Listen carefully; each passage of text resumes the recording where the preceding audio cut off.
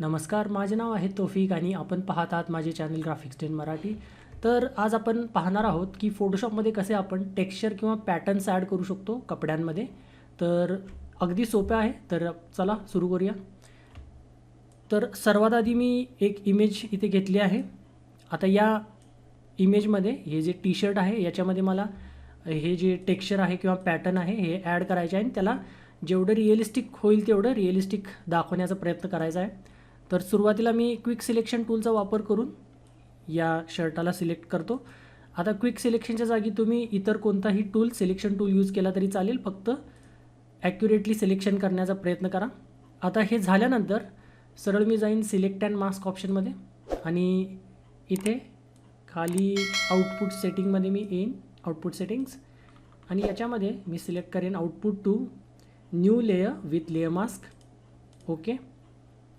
आता जसं आपण पाहतात की हा एक लेयर मास्क तयार झाला आहे आणि हे मी ऑन करतो, परत बॅकग्राऊंडला ऑन करतो, म्हणजे हे सेपरेट लेअरवर आहे आणि हे बॅकग्राऊंड तर आपले ऑलरेडी आहेच.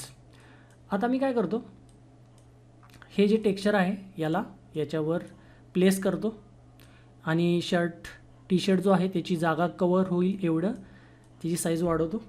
त्याच्यानंतर राईट क्लिक करून याला क्लिपिंग मास्क करतो. तर आपण बघू शकता की क्लिपिंग मास्क केल्यानंतर फक्त जो शर्ट आहे त्याच जागेमध्ये हा प्लेस झालेला आहे. याला पाहिजे तर आपण रोटेट वगैरे करू शकतो. आता याच्यामध्ये ब्लेंडिंग मोड वापरून आपण याला थोडंसं रिअलिस्टिक बनवायचं आहे, पण त्याच्या आधी थोडंसं याच्यामध्ये जे फोल्ड्स वगैरे आहेत ते जर आपल्याला रिअलिस्टिक दाखवायचे असतील तर आपण लिक्विफायचा ऑप्शन करायचा आहे. तर फिल्टर आहे, तो फिल्टरमध्ये जाऊन मी जाणार सरळ लिक्विफायमध्ये. आता याच्यामध्ये थोडंसं आपल्याला काय करायचं आहे, अंदाजे करायचं आहे, पण याच्यामध्ये आपण काय करू शकतो, एका ऑप्शनचा आपण वापर करू शकतो. आता याच्यामध्ये इथे ऑप्शन आहे,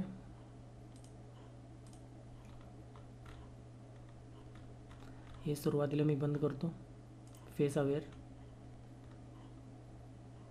आता हा ऑप्शन आपल्याला ऑन ठेवायचा आहे, शो बॅकड्रॉप, कारण आपल्याला हा जर ऑप्शन आपल्याला दिसत नसेल, म्हणजे मागची इमेज जर आपल्याला दिसत नसेल तर आपल्याला पूर्णपणेच अंदाजे करायला लागेल ते.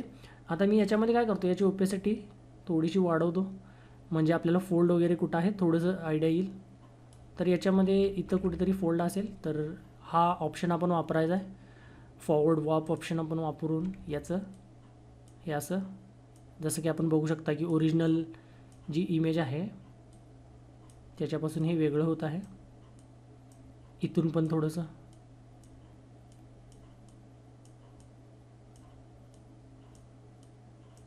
कारण हे फ्लावर्स वगैरे जे आहेत ते काय होतील, जेव्हा याच्यामध्ये थोडंसं ते फोल्ड होईल तेव्हा ते असं काहीतरी दिसेल. थोडंसं आपल्याला अंदाजेच करावे लागेल. ओके करा. आता बघा, हे थोडंसं आपण केल्यानंतर बघू शकता आपण. आता आपण काय करायचं आहे की हे जे ब्लेंडिंग मोड आहे ते चेंज करायचं आहे. तर डार्कनमध्ये जाऊया, मल्टिप्लायमध्ये जाऊन बघूया आपण, लिनियर बर्न, डार्कन. आता लिनियर बर्न जे ऑप्शन आहे त्याच्यामध्ये मला हे सगळ्यात चांगलं रिअलिस्टिक, म्हणजे क्लोज टू रियालिटीच्या जवळपास हे मला वाटतं लिनियर बर्न. पण आपण सगळे ऑप्शन ट्राय करून बघू शकता. तुमच्यामध्ये जर दुसरा ऑप्शन योग्य वाटत असेल तर तो ठेवू शकता. माझ्यामध्ये हा ऑप्शन जास्त रिअल वाटतो. जर आपण बघू शकता की रिअलिस्टिक आहे. आता हे तर ऑलरेडी छान वाटत आहे, पण याच्यापेक्षा जर आपल्याला अजून रिअलिस्टिक बनवायचं असेल तर आपण काय करू शकतो, याची बॅकग्राऊंडची अजून एक आपण कॉपी घेऊ शकतो. तर कंट्रोल जे जर मी प्रेस केलं, कंट्रोल जे किंवा राईट क्लिक करून आपण डुप्लिकेट घेऊ शकतो. कोणतेही ऑप्शन तुम्ही करू शकता आणि याला वरती घेऊन परत याला क्लिपिंग मास्क करायचं. एक तर राईट क्लिक करा, क्लिपिंग मास्क, किंवा ऑल्ट की प्रेस अँड होल्ड करून या दोन्हींच्या मध्ये लेफ्ट क्लिक केला तरी ते होईल. आणि त्याच्यानंतर परत आपण काय करायचं आहे, परत आपण लिनियर बर्नच करूया. आता लिनियर बर्न किंवा डार्कन यावेळेला आपण थोडंसं लिनियर बर्न केल्यानंतर थोडंसं जास्तच वाटत आहे आपल्याला, कलर एकदम चेंज झाल्यासारखं. तर माझ्या मते हे डार्कन हेच चांगले दिसत आहे. आणि जास्त जर आपल्याला वाटत असेल की जास्त झाले तर आपण याची ओपेसिटी कमी करू शकतो. बघा, ओपेसिटी कमी केल्यानंतर, किंवा मी काय करतो, लिनियर बर्नच घेऊन याची ओपेसिटी कमी करतो अशी. हे बघा, फरक तुम्हाला दिसत असेल. बघा, हे फरक आता याच्यामध्ये काय झालं, हे दोन्ही ऑप्शन यूज केल्यामुळे याची डिटेल्स वाढले, त्याच्यामुळे हे जास्त रिअल वाटेल. म्हणजे पॅटर्न शर्टावरच आहे नेमकं असं वाटेल, ते रिअल वाटेल. अजून जर आपल्याला असं वाटत असेल की हे थोडं जास्तच डार्क झालं, तर आपण काय करू शकतो, ॲडजस्टमेंट्स लेअरचा वापर करू शकतो आपण. तर याच्यामध्ये लेवल्स किंवा कर्व्स किंवा ब्राईटनेसचा पण आपण वापर करू शकतो. तर मी आता काय करतो, लेवल्सचा यूज करतो याच्यामध्ये. आणि याला परत आपल्याला काय करावं लागणार, क्लिपिंग मास्क करावं लागणार. आणि याचा यूज करून, जसं आपल्याला माहिती आहे, हे ब्राईट होतं आणि हे डार्क करतं. तर मी थोडंसं ब्राईट करण्याचा प्रयत्न करतो याला. आणि हे कॉन्ट्रास्ट कंट्रोल करतं, मधलं जे पॉईंट आहे ते हे थोडंसं बघू शकतो आपण.